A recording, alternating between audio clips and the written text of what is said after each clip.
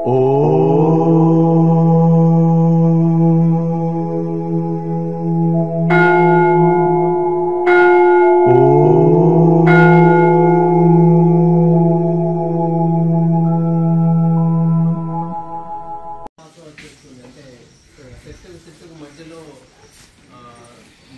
అయితే ఆ పరిస్థితి రాదు.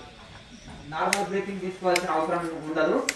కంటిన్యూ ప్రాణాయామ సాగుతుంది. కొత్త వాళ్ళకి ఎందుకంటే ఇంకా ప్రాణాయామంలో పర్ఫెక్ట్ కాని వాళ్ళకి మధ్యలో ఒక ప్రాణాయామం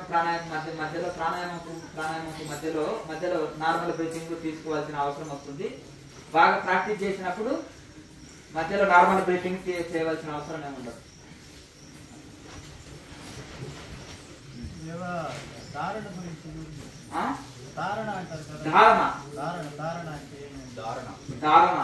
ధారణ శక్తి వీరికి ఎక్కువ ఉంది అంటే ఏకాగ్రత ఎక్కువ ఉంది అని అర్థం. ధారణ అంటే ఏకాగ్రత. ఎలా అంటే ఇప్పుడు మనము స్టార్టింగ్ లో కొంతమంది దేవుడి ఫోటో పెట్టుకుంటారు, లేకపోతే జ్యోతి వెలిగించి పెట్టుకుంటారు, లేదంటే ఒక భగవంతుడి ఆకారాన్ని ఊహించుకొని ధారణ చేస్తారు. అంటే ఏకాగ్రత నిలపడము, ఏకాగ్రతని పెంచుకోవడం ధారణ అంటే. ఏ రూపం అంటే ఇప్పుడు మనం ఇక్కడ చేసేది రూపాన్ని ప్రారంభంలో మనము కొంతమంది ఏకాగ్రత నిలవదు కాబట్టి ఇష్టదైవాన్ని ఊహించుకోవడం, ఓంకారాన్ని లేదా జ్యోతి స్వరూపాన్ని ఆజ్ఞ చక్రంలో ఊహించుకొని చేయొచ్చు అని చెప్తాం.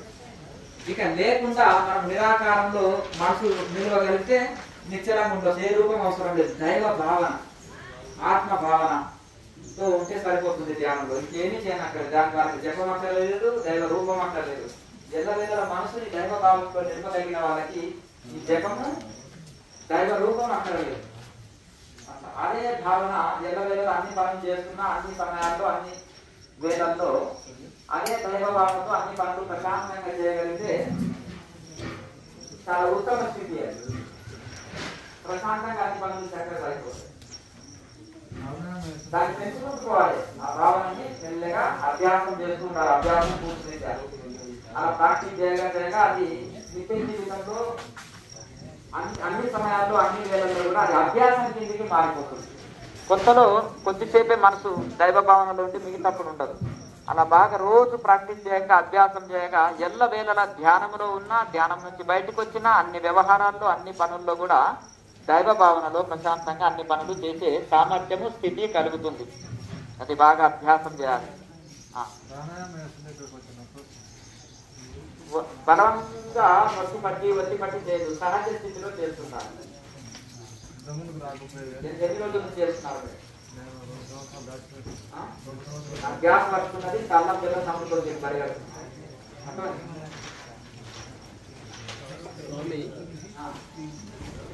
మధ్యలో ధ్యానం చేస్తూ ఉంటే కళలో వచ్చినట్టుగా కొంత ఏదో మనుషులు తిరుగుతున్నట్టు అట్లా 2 సంవత్సరాలు అవుతుంది. 2 సంవత్సరాలు అవుతుంది. మనసులో భావనలు ఏదైనా ప్రపంచం ఏది వచ్చినా మానసిక భావనలే. అవేది పట్టించుకోకుండా మనం ధ్యానం మీదనే ఫోకస్, కాన్సన్ట్రేషన్, దృష్టి నిలపాలి. ధ్యానం మీద దృష్టి నిలపాలి. అనేకమైన భావనలు, ఆలోచనలు, అనేకమైన అనుభవాలు వస్తూ పోతుంటాయి. శాంతిభూతంగా ఉండాలి. ఏ ఆలోచన రాకుండా దైవంలో మనసు లీనమై ఉండడమే ఉత్తమ ధ్యానం. దాని మీద దృష్టి పెట్టాలి. యోగము గట్టిగా మాట్లాడాలి. యోగం చేయండి అంటే ఇక్కడ యోగం అంటే ఇక్కడ ఆసనాలు కాదు. మీరేమంటే యోగా అంటే yoga is not a physical exercise, not a mental exercise. అర్థం కదా?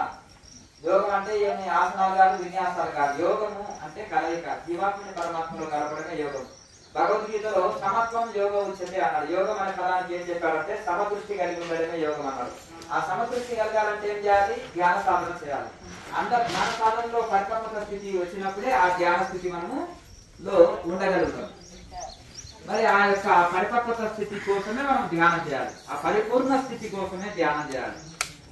కనుక ఆ ధ్యానం నిలవాలంటే యోగాభ్యాసం ఉండాలి. ఇక్కడ యోగాభ్యాసము క్రియ అంటాము. క్రియ అంటే ప్రాణాయామము. ఇక్కడ యోగా అనే పదానికి ప్రాణాయామం అని అర్థం.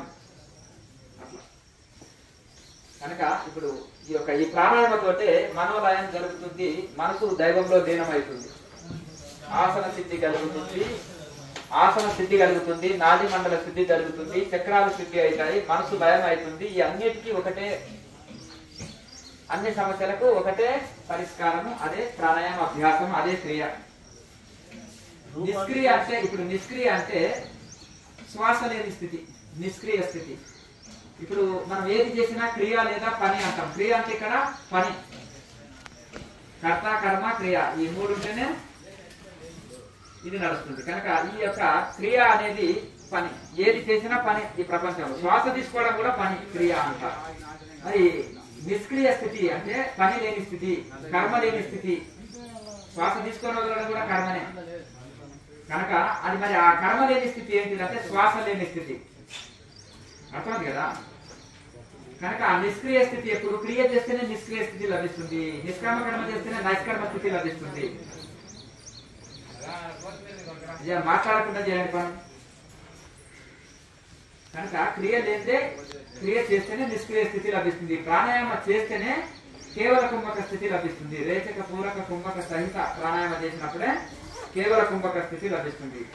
కనుక 1108 ప్రాణాయామాల్లో కేవల కుంభకం అనేది ఉత్తమము. ఆ కేవల కుంభకము నిరంతర ప్రాణాయామ అభ్యాసంతో అది సిద్ధిస్తుంది. నెక్స్ట్ రూపాన్ని చూసేదేమో ధారణ, లయం చూసేదేమో ధ్యానము కదా. అంతే. నెక్స్ట్